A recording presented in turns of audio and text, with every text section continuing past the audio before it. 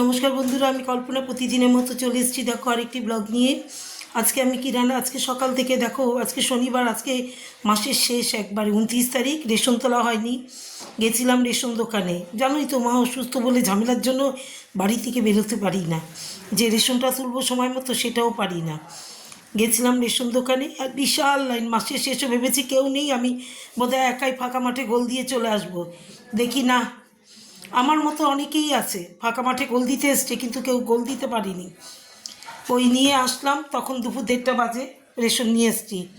দেখো আমি আজকে এসে এখানে করেছি, দেখো গরম গরম ভাত, এখানে ভাত করে নিয়েছি।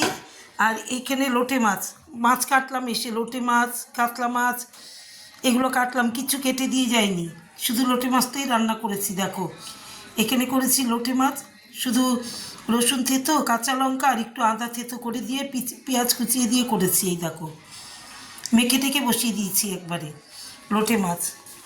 দেখবে, একটু আমাকে কমেন্ট করে জানিও কিন্তু আমার লোটে মাছটা যে কেমন কেমন হয়েছে, সেটা একটু একটু আমাকে কমেন্ট করে জানিও কিন্তু।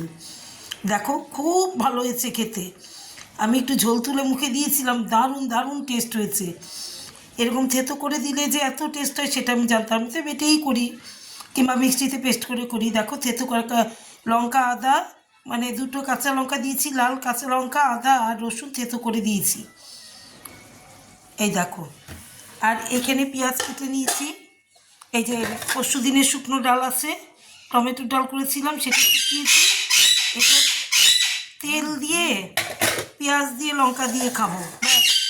আজকে আমার মেনু, তাহলে আজকে আমার মেনু হলো হচ্ছে গরম গরম ভাত, সাদা ভাত, আর এইদিকে দেখো লোটে মাছ, দারুণ দারুণ খেতে।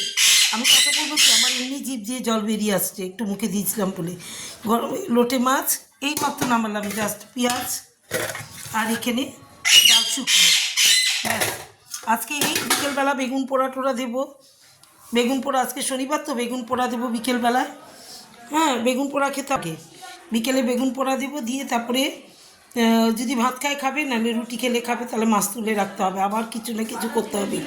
তাহলে শুভ দুপুর, সবাই ভালো থেকো, সুস্থ থেকো, টাটা।